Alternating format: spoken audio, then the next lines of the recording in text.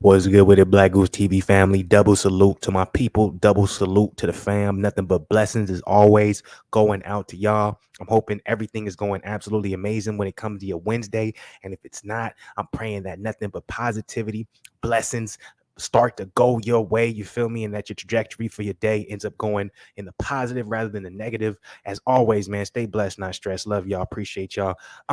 Let me give y'all a disclaimer real quick, man. I'm just gonna be 100% with y'all, man. My allergies are still going crazy. I don't know if y'all caught the Fluence and Zen from yesterday, and if y'all haven't, man, make sure y'all go check that out. We was having a blast, a whole lot of hella good topics. A lot of people joined the chat, so it was a good time, man. So check that out if you haven't seen it. But I'm still dealing with them allergies, man. The allergies got me going crazy, as y'all know from the daily check-in.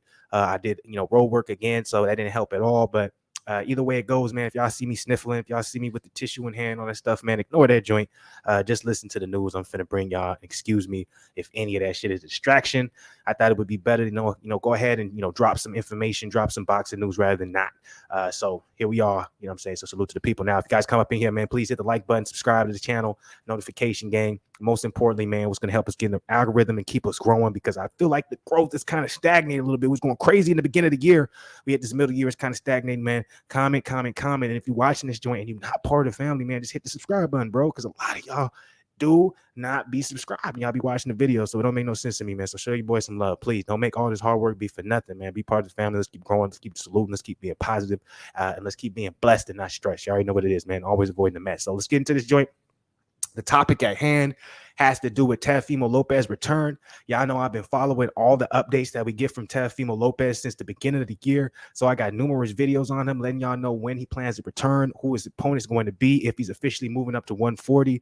And as of about a month and a half ago, we had a pretty official confirmation that Pedro Campa versus Teofimo Lopez was going to happen at 140, either in July or August, right? But we didn't have any confirmation. Apparently, there were certain things that had to be cleared or certain things that need to be mapped out, explained, finalized in order for this fight to actually happen. So I believe my last video I was saying, hey, they're saying it's going to happen, but we're not sure if it's actually going to happen.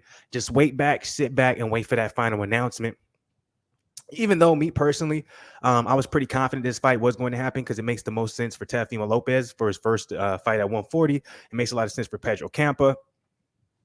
I was like, this fight's going to happen as long as everything aligns right.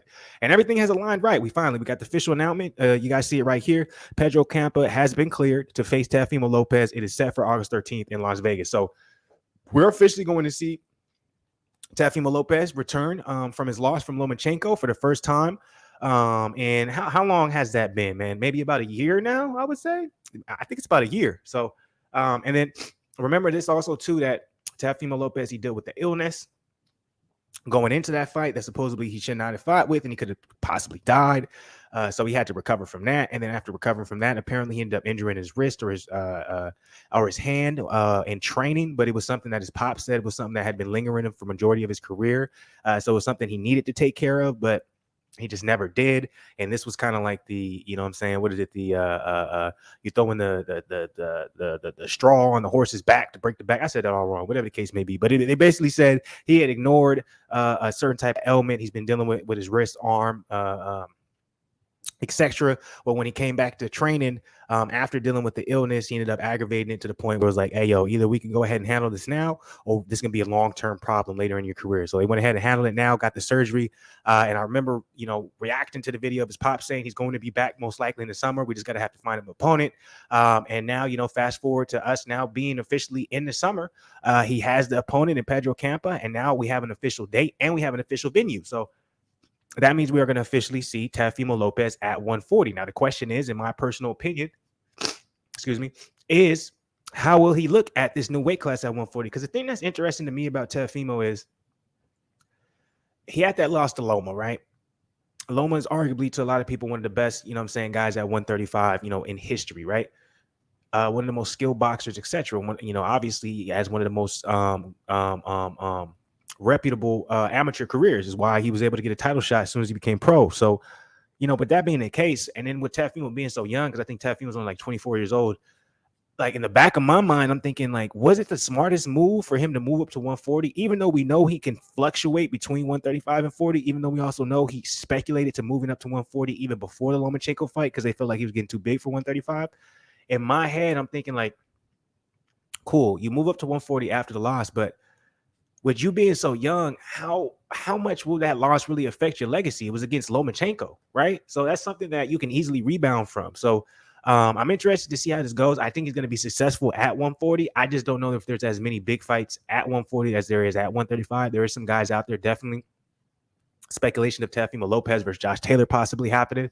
A lot of people saying that's a big reason why Taylor decided to stay at 140 rather than move to 147, because basically the Terrence Crawford fight was just taken away from him, and now he's like, okay, I can either stay at 147 and basically fight all these guys at 147 that no one's gonna give a fuck about. Respectfully, no disrespect to them. That's me personally saying no disrespect to them, but no one's gonna give a fuck about. So basically, I will be taking a step back in my career, or I can move back down to 140 where I can do the rematch with Jack Catterall, what people pay attention to. I got Teofimo Lopez. I got Regis Prograis rematch. There's a lot more options at 140. Even if Tevin Farmer continues to come back, there's that. So there's a lot more options at 140 than 147. So I think ultimately that was Josh Taylor's decision to move back now, because the only reason he was planning to move up because he wanted the Terrence Crawford fight.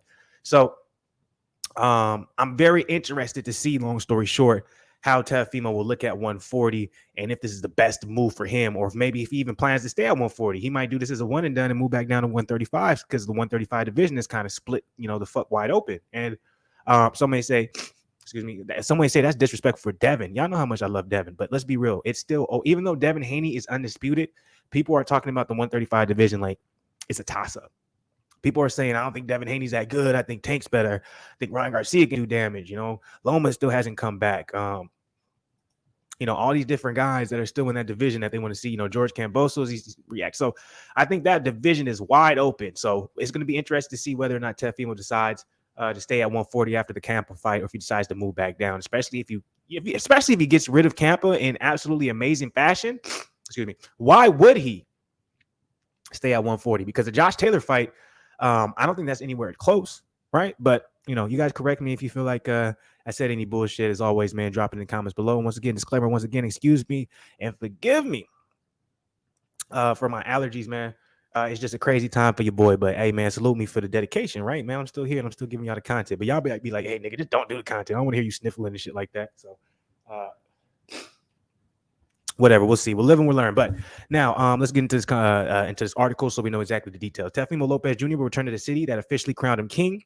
BoxingScene.com has confirmed that plans are finalized for Lopez's August 13th ring return to relocate to Las Vegas from its originally targeted South Florida destination. The former Lineal One Unified lightweight champion will face Mexico's Pedro Campa at Resorts World Las Vegas.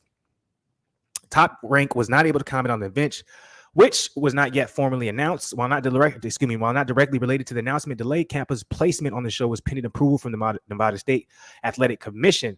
BoxingScene.com has learned that Campa was in fact cleared for the fight, which will serve as his first fight in the U.S. since December 2015. So remember, originally I dropped a video saying that most likely the fight's going to happen, but it hasn't been formally or officially announced. Apparently that was the reason. Apparently Campa was waiting on approval from the Nevada State Athletic Commission for the fight to be declared. He got it this week, or he got it, earlier in the week, and so that's why they're able to say that this joint is official. Let's talk about a little bit about Campa. In his most recent appearance, Campa stopped unbeaten Carlos Sanchez Valadez in the third round of their March 19th bout in Juarez, Mexico, to win, which was his second straight over a previously unbeaten opponent, which assisted his cause in getting approved by the Nevada Commission.